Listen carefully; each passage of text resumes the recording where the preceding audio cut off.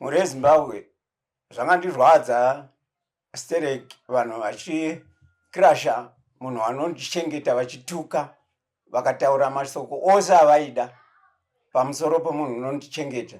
Ndiye ndakastroke, ndinogezesewa, ndinoenda kutoilet ndakabakwa, asi iye ndiye ari kuita the whole service, ndiye wavari kutuka. Kana akabva vanokwanisa kuzondichengeta here kana kuzondifambisa zvose kwose kwandoda kufamba nokundiitira ose masevhisi ari kuitwa nomudzimai uyu.